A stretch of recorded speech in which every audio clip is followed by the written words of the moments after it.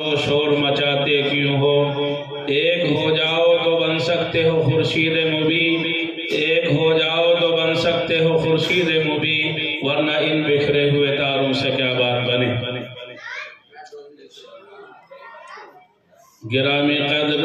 علماء کرام، دور دراز سے تشریف لائے ہوئے مہمانان اعظام، معزز سامعین، عزیز طلباء اور جہاں تک میری آواز پہنچ رہی ہے پردوں میں سننے والی خواتین اسلام، اس وقت میں قرآن مقدس کی ایک آیت شریفہ اور دوسری آیت شریفہ کا کچھ حصہ اور ایک بہت مختصر سا اللہ کے نبی علیہ السلام کے فرامین گرامی میں سے ایک فرمان مبارک دوران خطبہ آپ حضرات کے سامنے تلاوت کیا، اسی کے متعلق بہت مختصر وقت میں بہت قیمتی باتیں انشاءاللہ آپ حضرات تک پہنچانے کا ارادہ ہے۔ دعا فرمائیں اللہ تبارک و تعالی مجھے صحیح اور سچی بات کہنے کی اور ہم سب کو صحیح سمجھ کر عمل کرنے کی اللہ توفیق عطا فرمائے۔ یہ ہمارے مدرسے کا آج یہ سالانہ جلسہ ہے جس میں آپ حضرات کو تشریف آوری کے لیے مجھ جیسے نااہل کو آپ کی خدمت میں حاضر ہونے کے لیے کئی دنوں پہلے سے مولانا مستقیم صاحب نے دعوت دی، میں حاضر ہو گیا، آپ حضرات تشریف لے آئے، یہ اللہ کا انعام۔ اور کتنے حضرات جن کو مدعو کیا گیا ہوگا لیکن نہیں آ پائے، سال میں 3-4 گھنٹے کے لیے دینی مجلس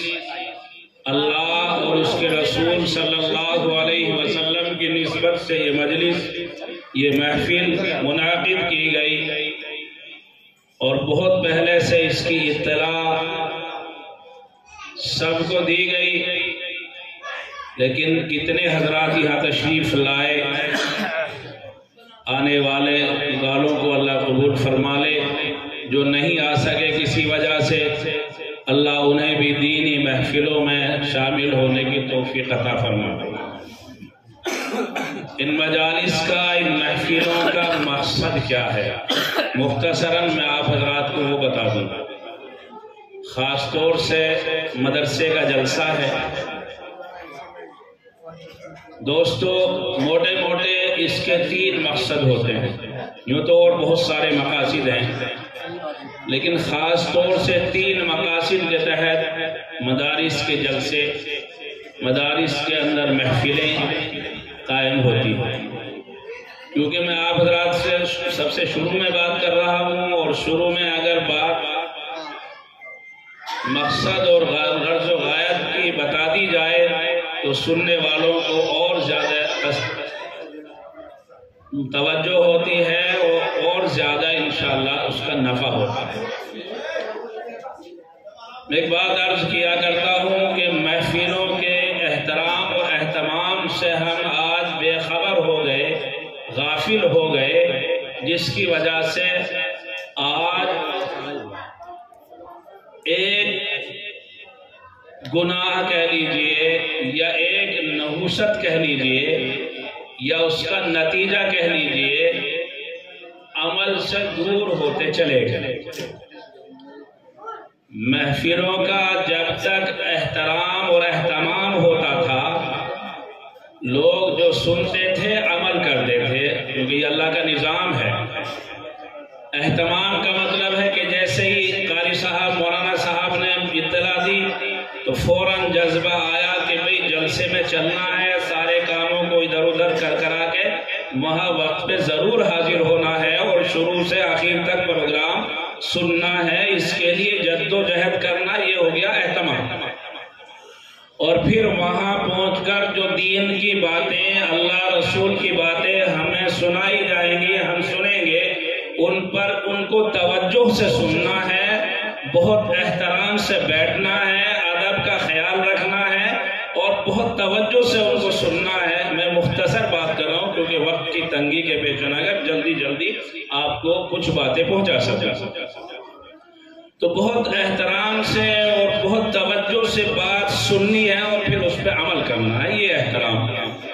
ان دونوں کے نتیجے میں ایک اللہ تبارک و تعالی ہمیں ایک خوبی عطا فرما دیتا ہے کہ اللہ تعالیٰ عمل کے لیے کھڑا کر دیتا ہے، کیونکہ عمل کرانا ہماری بس کی بات نہیں ہے، یہ اللہ کی توفیق سے ہوتا ہے، اور اللہ کی توفیق ہوتی ہے ادب سے، احترام سے اور اہتمام سے۔ لہذا اس کے نتیجے میں ہمیں اللہ تبارک و تعالیٰ کی خوشخبری اور خوش نصیبی عطا فرماتا ہے کہ عمل کے لیے بندہ کھڑا ہو جاتا ہے۔ اور جب یہ دو چیزیں چھوٹتی ہیں جیسے آج کل چھوٹ رہی ہیں عام طور سے، تو پھر اس کے نتیجے میں ایک برائی وجود میں آتی ہے جو سب سے بڑی برائی ہے کہ آدمی عمل سے دور ہوتا چلا جاتا ہے۔ اللہ خیر فرمائے۔ میں عرض کر رہا تھا کہ مقاصد جلسے کے، محفلوں کے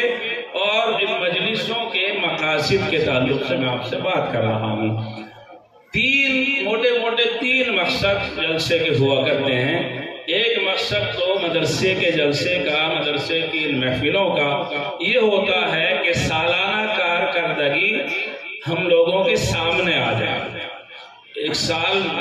پورا چلا جاتا ہے، محلے کے حضرات جو بیچارے علماء سے محبت کرتے ہیں، مدرسوں سے محبت کرتے ہیں، وہ تو شاید بیچ میں آ جائیں، اڑوس پڑوس میں رہتے ہیں یا دور بھی، جنہیں ایک لگن ہوتی ہے، جذبہ ہوتا ہے، وہ تو بیچ میں مدرسے میں آ کے چاہے سن بھی لیں، لیکن باقی حضرات کو مدرسے میں کیا ہو رہا ہے، کیا پڑھایا جا رہا ہے اور کتنی محنتیں ہو رہی ہیں، اس سب کا سب کو اندازہ نہیں ہوتا۔ تو سب سے پہلا مقصد مدرسے کے جلسے کا یہ ہوتا ہے کہ سالانہ ایک پروگرام کر کے، جلسہ کر کے، مجلس منعقد کر کے طلباء کی کارکردگی سامنے آئے اور لوگوں کو پتہ چلے کہ ہاں مدرسے میں یہ ہو رہا ہے۔ الحمدللہ آپ حضرات نے طلباء کا پروگرام سنا، آپ حضرات کو اندازہ ہوا ہوگا کہ مولانا مستقیم صاحب اور ان کے تمام ساتھی کس جافشانی اور محنت و جد و جہد کے ساتھ طلباء کے ساتھ محنتیں کر رہے ہیں، رات دن لگے ہوئے ہیں، وہ محنتوں کا نتیجہ آپ کے سامنے آیا۔ اور ماشاءاللہ یہ چار حفاظ کرام ہیں، سب سے بڑا نتیجہ یہ آپ کے سامنے ہے۔ تسلی ہو گئی کہ الحمدللہ ہمارے مدرسے کی کارکردگی بہت عمدہ ہے، بہت اچھی ہے، اور عصری تعلیم کے تعلق سے بھی حضرات محنت کر رہے ہیں۔ طلباء دوسری جگہ گئے تو ماشاءاللہ طلباء فائق آئے ہیں، تو اس سے بھی اندازہ ہوتا ہے کہ الحمدللہ دونوں تعلیموں پر ان کی دسترس ہے اور بہت اچھی محنت ہو رہی ہے۔ تو ایک مقصد تو یہ آپ حضرات نے سماعت فرما لیا، آپ حضرات نے سن لیا، اور طلباء کے پروگرام کی سماعت سے آپ نے اندازہ کر لیا کہ الحمدللہ مدرسے میں بہت اچھی محنت ہو رہی ہے۔ بدگمانیاں دور ہو جائیں، مدرسے کی طرف سے اچھا گمان پیدا ہو جائے، یہ بڑی بات ہے، اور اس کا ذریعہ یہ پروگرام ہوتے ہیں۔ بات سمجھ میں آ رہی ہے آپ حضرات کے، یا اپنی کہہ رہے میری بھی سن رہے ہیں حضرات؟ اب جب تک یہ جلسہ چلے تو میری درخواست رہے گی کہ مقرر جو کہہ رہا ہوں اسی کو سماعت فرمائیں۔ ہم جو آپس میں بات کرنے لگتے ہیں وہ اچھا نہیں ہے، کوئی ضروری بات تو ٹھیک ہے، اسے مختصر میں کریں اور باتیں سنیں۔ تو دوسری غرض، دوسری غایت، دوسرا مقصد دور دراز سے اللہ والوں کو بلانا اور ہماری بستی کے در و دیوار جو کسی اللہ والے خدا ترس کے نہ آنے کی وجہ سے ماند پڑ گئے، ان پہ تاریکیاں چھا گئی، اندھیریاں چھا گئی، کسی اللہ والے کو بلا کر اس کی نورانی شعائیں ہمارے قلب و جگر پہ پڑیں، ہمارے در و دیوار پر پڑیں، اور ان نورانی شعاؤں کی برکت سے ہمارے قلوب بھی منور ہو جائیں، ہماری بستی کے در و دیوار بھی منور ہو جائیں۔ یہ اللہ کے نیک بندے میرے بزرگوں، یہ معمولی ہستیاں نہیں ہیں۔ میرے آقا نے ان کی وقت کو بیان کرنے کے لیے کہیں فرمایا العلماء ورثۃ الانبیاء، کہ علماء انبیاء کے وارث ہیں اور نبیوں کی وراثت تقوی و طہارت، دین اور اسلام اور اسی طرح سے علوم نبویہ وراثت ان میں چلتی ہے۔ مال و دولت کا وارث انبیاء نہیں بنا کے جاتے، بلکہ تقوی و طہارت اور اپنی لائی ہوئی تعلیمات جن کو علوم نبویہ کہا جاتا ہے ان کا وارث بنا کے جاتے ہیں۔ کہیں اللہ کے نبی علیہ السلام نے علماء کی وقت کو بیان فرمانے کے لیے یوں فرمایا، علماء امتی کا انبیاء بنی اسرائیل، میری امت کے علماء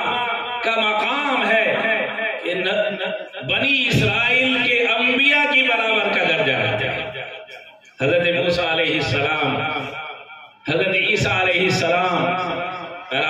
بنی اسرائیل کے کتنے پیغمبر اور رسول آئے، حضور علیہ السلام نے ان بوری الشینوں کو ان کے برابر میں کھڑا کیا ہے۔ یہ معمولی ہستی کے مالک نہیں ہے یہ حضرات، بڑا اللہ نے مقام عطا فرمایا ہے۔ بات کو طول نہ دیتے ہوئے وقت کی تنگی کے پیش نظر یہ علماء، یہ صلحاء، یہ اولیاء اللہ ہمارے زندوں کے لیے بھی رحمت ہیں اور مردوں کے لیے بھی رحمت ہیں۔ کیا آپ نے نہیں سنا کہ ایک اللہ کا نیک بندہ، عالم دین، حافظ قرآن کسی قبرستان سے اگر گزر جائے تو اللہ تبارک و تعالیٰ اس کے گزرنے کی برکت سے 40 دن تک کے لیے جن لوگوں پر اس قبرستان میں عذاب قبر ہو رہا ہو ان کے قبر کے عذاب کو بھی اللہ موقوف کر دیتا ہے، ہٹا دیتا ہے، اور زندے اگر ان کی زیارت کر لیں تو اللہ زندوں کے لیے ہدایت کے فیصلے کر دیتا ہے۔ ایسی نورانیت اللہ عطا فرما دیتا ہے۔ وقت کی تنگی ہے، مختصر میدان محشر میں ایک آدمی اللہ کے دربار میں ہوگا، اللہ اس سے کہیں گے کہ بتا تیرے پاس کوئی نیکی ہے؟ وہ کہے گا یا اللہ میں نے تو کوئی نیک کام نہیں کیا، میرے پاس کوئی نیکی نہیں۔ اللہ کہیں گے ادھر تو کھڑا ہو کے ذرا سوچ لے، پھر بتا۔ سوچ کے بھی بتائے گا نہیں کچھ نہیں، پھر تیبارہ اللہ کہیں گے پھر بتا سوچ کر کے، تو سوچنے کے بعد وہ کہے گا کہ اللہ اور تو کوئی نیکی نہیں، ہاں تیرے علوم کا ماہر خدا درست ایک اللہ کا نیک بندہ عالم دین حافظ قرآن میری بستی میں آیا، میں اسے کھانا نہیں کھلا سکا، لیکن کسی کے دسترخوان پر پہنچ کر اس کے ساتھ اس دسترخوان پر اس کے ساتھ بیٹھ کر کھانا کھایا۔ اللہ فرمائیں گے جا تجھے اسی کی برکت سے بخش۔ یہ ہیں وہ ہستیاں جو آپ کے سامنے جلوہ فرمائیں۔ تو دوسرا اہم مقصد مدرسے کا، جلسے کا یہ ہوتا ہے کہ علماء کرام ہمارے درمیان میں تشریف لائیں اور ان کی نورانی شعاعیں ہمارے قلب و جگر پر پڑیں، قلب و جگر بھی منور اور روشن ہو جائیں، در و دیوار بھی منور اور روشن ہو جائیں، اور اس کی برکت سے اللہ تعالی ہمیں عمل کی توفیق بھی عطا فرما دیتا ہے۔ بہرحال بہت ساری برکتیں ہیں، اس تفصیل میں نہ جاتے ہوئے تیسرا اہم مقصد مدارس کا یہ ہوتا ہے، مولانا نے مجھ سے نہیں کہا ہے لیکن میں شروع میں بیٹھا ہوں تو اس لیے عرض کر رہا ہوں۔ تیسرا اہم مقصد جلسے کا یہ ہوتا ہے کہ ہمارے مدرسے میں سال ہر سال تک یہ اساتذہ کرام محنت کرتے ہیں، یہ ذمہ داران حضرات لگے رہتے ہیں، انہوں نے سال بھر کے عرصے میں جو اخراجات کیے، اب ان پہ کوئی قرضہ ہے، ان پہ کوئی بقایا ہے، یا آئندہ پورا سال لگا ہوا ہے تاکہ یہ یکسوئی کے ساتھ محنت کر سکیں۔ تیسرا مقصد جلسے کا یہ ہوتا ہے کہ کچھ سال بھر کے ان کے تعاون کے لیے یہ یکسوئی کے ساتھ محنت کرتے رہیں، اللہ کے راستے میں مدرسے میں کچھ عطا کر دیا جائے، کچھ تعاون کر دیا جائے۔ تیسرا مقصد جلسوں کا یہ ہوتا ہے۔ حالانکہ مولانا مستقیم صاحب ماشاءاللہ جلسے میں چندہ نہیں کراتے، ورنہ اکثر مدرسوں میں یہ بھی ہوتا ہے، اور اس کے ذریعے سے فائدہ بھی ہمارا ہی ہے۔ ہم 10 روپے دیں گے، اللہ ایک کے 700 گنا تک اللہ عطا فرماتا ہے، ایک روپے کے 700 گنا تک۔ 10 تو کم سے کم ہے، آپ حضرات لوگ سنو گے 1 کے 10 دیتا ہے اللہ، وہ کم سے کم ہے، وہ کم سے کم ہے، وہ تو مل نہیں ہے۔ من جاء بالحسنۃ فلہ عشر امثالها، یہ تو کم سے کم اللہ نے کہا، ورنہ اللہ تبارک و تعالیٰ نے تیسرے بارے میں سورہ بقرہ میں مثال دے کر سمجھایا ہے، اور اس میں 700 کا لفظ آیا ہے کہ 700 ایک کے 700، اور آگے یوں بھی ارشاد فرمایا، علماء تشریف فرما ہے واللہ یضاعف لمن یشاء، 700 سے بھی اللہ بڑھا دیتا ہے، جتنا چاہتا ہے بڑھا دیتا ہے۔ یہ اس صدقے کی اور اس مدرسے میں آپ کے تعاون کی برکتیں یہ ہوتی ہیں کہ اللہ تبارک و تعالی آپ کے کاروبار میں برکت عطا فرماتا ہے، میرے اور آپ کی زندگی میں برکت ہوتی ہے، میرے آپ کے گھر میں برکت ہوتی ہے، میرے اور آپ کے کاروبار میں، زندگی میں اور گھر میں، اولاد میں اور سب چیزوں میں برکت کا ذریعہ، بیمار ہوں تو شفا کا ذریعہ، پریشان ہوں تو پریشانیوں کے ہٹنے کا ذریعہ، کیونکہ روایات میں آتا ہے صدقہ مصیبتوں کو بھی ختم کرتا ہے، عمر میں بھی برکت عطا کرتا ہے، اور سب سے بڑی بات آقا مدنی جناب محمد رسول اللہ صلی اللہ علیہ وسلم نے جو فرمائی، ان الصدقۃ لتطفئ غضب الرب وتدفع میتۃ السوء، فرمایا کہ صدقہ اللہ کی ناراضگی کو ختم کرتا ہے۔ جو آج اللہ ہم سے ناراض ہے، ہم در در کی ٹھوکریں کھا رہے ہیں، پریشان ہیں، ذلت و خواری ہم سب کا مقدر بنا ہوا ہے، اللہ حفاظت فرمائے، اللہ عزت عطا فرما دے۔ تو فرمایا